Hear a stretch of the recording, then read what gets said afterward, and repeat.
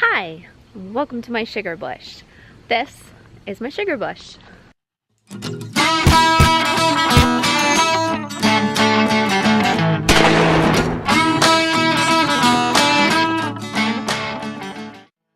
30 acres of woodland back here. Now, it's a small chunk of our property, and not a lot of it is full like this, full of maple. Last year we managed to tap 175 trees. We could do more, but that's what we wanted to stick with just to manage ourselves. For me to manage myself, because I'm the one that does it. But you don't have to have 175 trees to make maple syrup. You only need one. So, if you've ever thought, even considered, that maybe you want to do maple syrup, do it now. You can't wait till the springtime. Do you know why? Because unless you live out in the city and you have big, giant maple trees in your front yard, and you know those are maple trees, you're gonna have a heck of a time trying to find maple trees on your property. That's just the way it is. So, here's my advice to you. Do it now.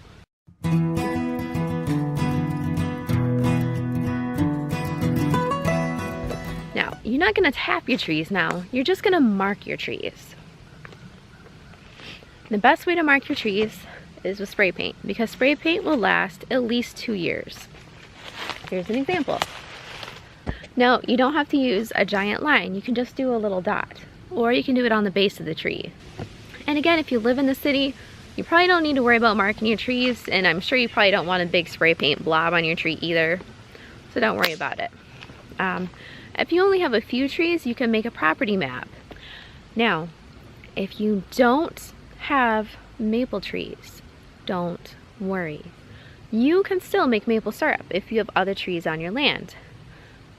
Well, let me take that back. You can still make syrup if you have other trees on your land. It won't be maple syrup, it'll be other syrup. You can make syrup from elm trees. You can make syrup from black walnut trees. You can make syrup from birch trees. It's all going to be a little bit different with a little bit different taste. You might even be able to do sassafras, I don't know. But for today's purposes, I'm going to tell you about making maple syrup from maple syrup trees, aka maples. I'll give you a couple tips to help you out in the springtime. Because when it's maple syrup season, the last thing you want to be doing is spending days upon days upon days trying to figure out if this is a maple or an oak or something else. And this one, black maple. Sugar maples produce the highest concentrate of sugar in their sap, which gives you faster maple syrup. Black maples are the next highest. Following is red maples and then silver maples. Now up north in Canada, they have more of the silver maples and the red maples. And they all have a little bit different tasting maple syrup. We use a variety of maple trees on our property, predominantly blacks, but we also have reds. This is a red maple. We do have lots of silvers as well. I actually try to avoid the silvers and the reds, and here's the reason why. They pop their buds faster when the hot weather hits. The last couple of years we've had very early spells of warm weather, all the way up into February and March, which is crazy. During a normal season, you can probably tap your trees from mid-February all the way through mid-April. No joke. But you get 1, 2, or 3 days of 40+ degree weather, guess what happens? Your red maple, your silver maple, they poof, pop out their buds. Now, in the wintertime, you can always tell these trees from the other ones because they have big, fat, red-looking berries way at the top of their branches. Those are their buds. Those turn into flowers in the springtime. When your springtime allergies kick up and you're sneezing and coughing, probably your red and silver maple trees. I can tell every year when ours are in bloom because it's just, the air is thick with it. Now the blacks and the sugars, they actually flower in the fall. They are the ones that produce those little spinny helicopters you find in the fall. But what they do produce in the springtime is they still produce leaves. They're a little bit later to produce the leaves than the red and the silver. So if you do have a warmer season, you can still get maple syrup from these trees. The other danger with continuing to tap reds and silvers is that you can have what's known as buddy syrup. Now, a lot of trees will actually stop producing anything when their flowers burst. Some trees won't. And if you've ever had bad maple syrup, it's probably because they were tapping those trees, the reds and the silvers, and they didn't stop soon enough. And the syrup kind of took on a funky taste. Any maple syrup producing tree, you should be able to drink the sap right off from it. It's clear like water with a little hint of a sweet taste to it. You could literally just bottle it from the tree and probably sell it. I've known people who've thought about it. So again, it's fall, or close to it out here. Why am I talking about maple syrup? That's a springtime crop. It is. But anytime you do any sort of homesteading or farming or anything like that, you have to plan ahead. And now is the time to do it. Now is the time to start thinking about getting that maple syrup done. You don't have to have a big fancy cooker to make maple syrup. You can cook it right on the stove. You can cook it on a turkey fryer. You can cook it on the grill. Whatever you choose to do, give it a shot. It's easy, it's delicious. It's a good learning experience. So here's your first clue in looking for maple trees.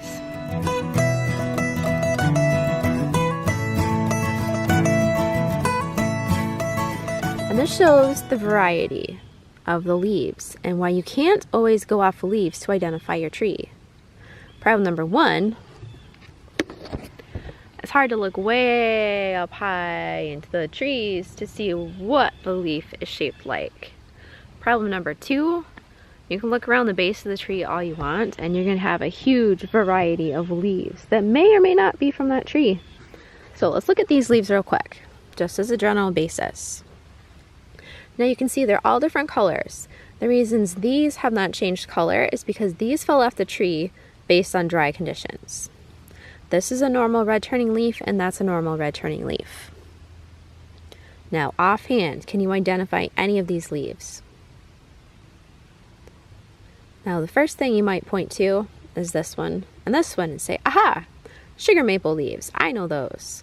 But that's not correct. This is a silver maple leaf. But it looks just like this one, doesn't it? Let's compare them side by side. Do you notice any differences just on the edge over here? You can see on this leaf right here, the darker one, the edges are very smooth from point to point. And on the one behind it, the edges are kind of jaggedy from point to point. There's actually multiple little points between. That's how you know this is a silver maple. Now red maples are exactly the same way. Let's look at this. We have this leaf right here, and we have this leaf right here. They look like they could be from the same tree. So it has smaller little lobes down there, and then 3 equal ones at the top. 3 equal ones at the top, and it looks like the bottom ones got broken off down there.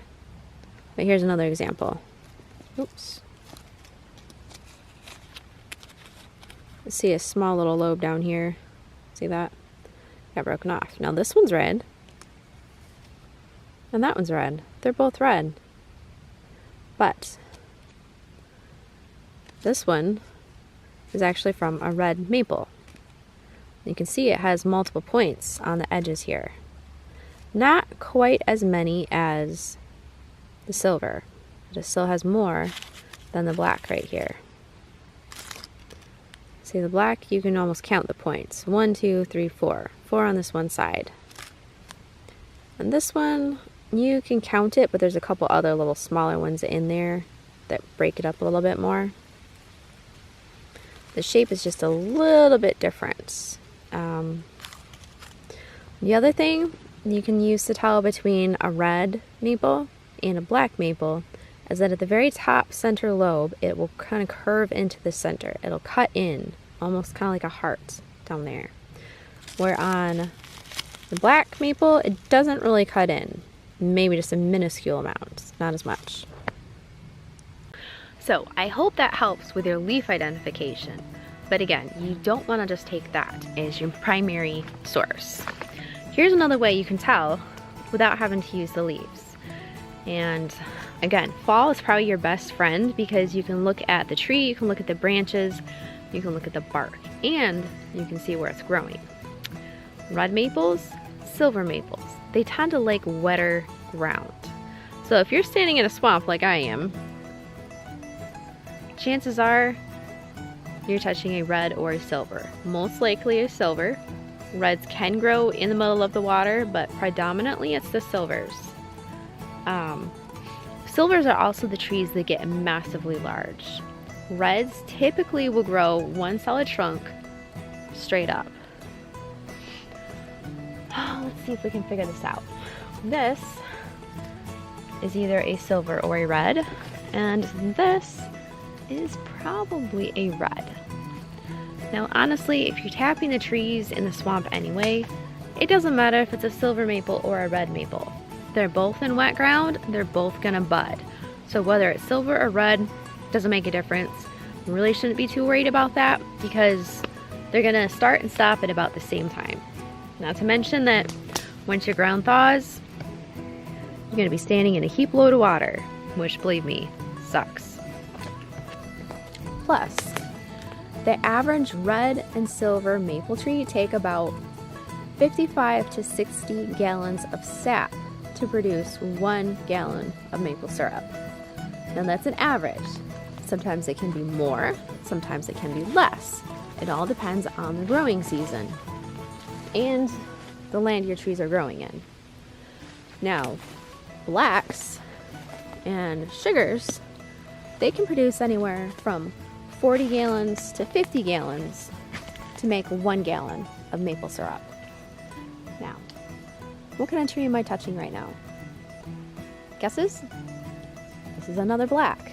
Blacks are actually pretty easy to guess because they have this, let's see if I can focus. Of course my camera is going to focus on the background instead of the tree.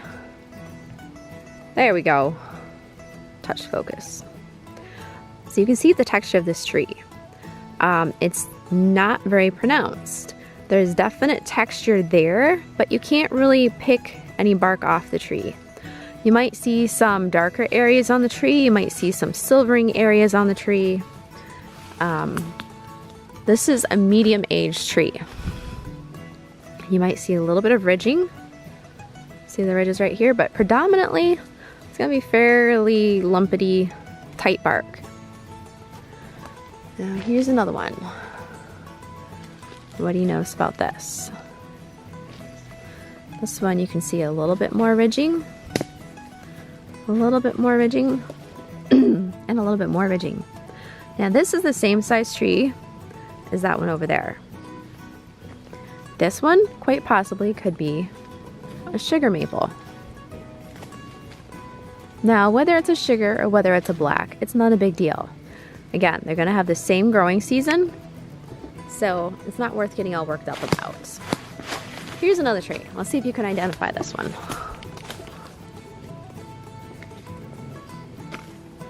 So, this one is kind of interesting because it has tight woven bark, but you can see a lot more ridges between the bark. See, there's ridges here.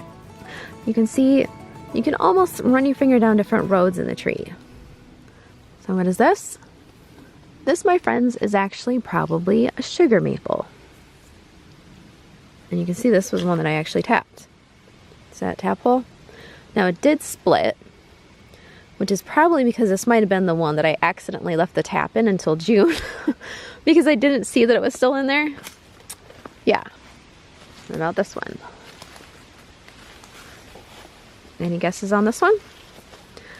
Oh, this one actually looks black, doesn't it?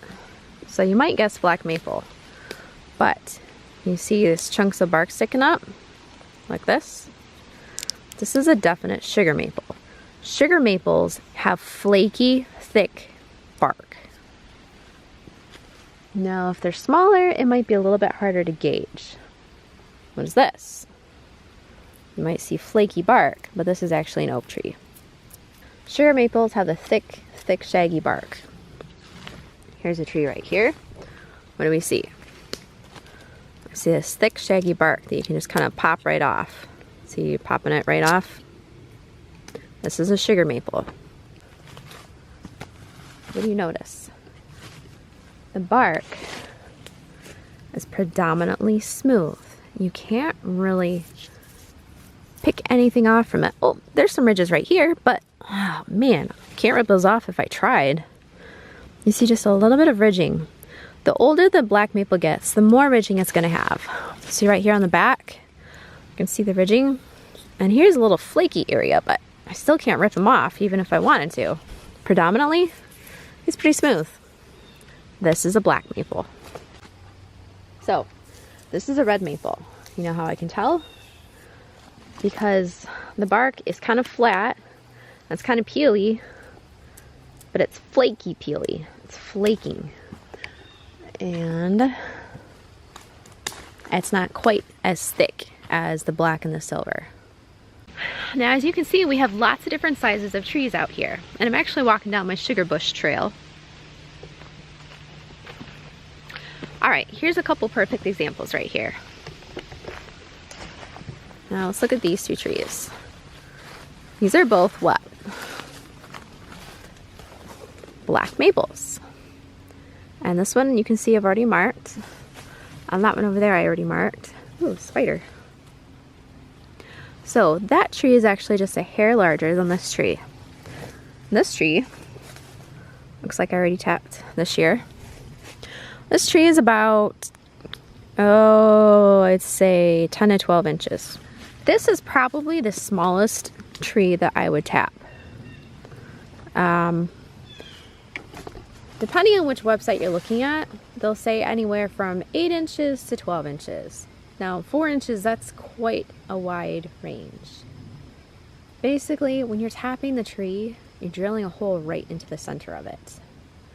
Now, you don't want to go too far in, because if you hit the heartwood, which is the wood that goes right through the center, that's the primary wood of the tree, you won't get any sap, because the sap actually runs on the outer core of the tree, the outer parts. So that's why if you accidentally nick a tree, you'll have a little bit of liquid coming out. But if you chop a tree off, the liquid won't come off from the center, it'll come out from the outside edges. So when you tap a tree, you only want the hole to go in about anywhere from a 1/2 inch to 3/4 of an inch, depending on what size tap you're using and how you're tapping. So if you have a smaller diameter tree, such as this guy right here, this poor little guy, look at him. He's only like 3 inches wide. If you try tapping him, you're going to go straight into the heartwood, and you're not going to get any sap. And besides that, you will actually end up killing the tree. So if your goal is to make maple syrup, you just kill the tree just to get just a tiny little bit of syrup. And this guy probably won't produce that much anyway. Now, there are larger trees that you can put more taps on.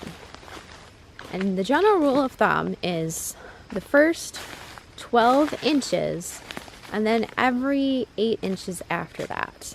And it might vary somewhat. Let me see if I can find a tree that might have 2 holes. This one might have 2 holes right here. Let me see. And this one actually looks like a dun, dun, dun, dun, red maple.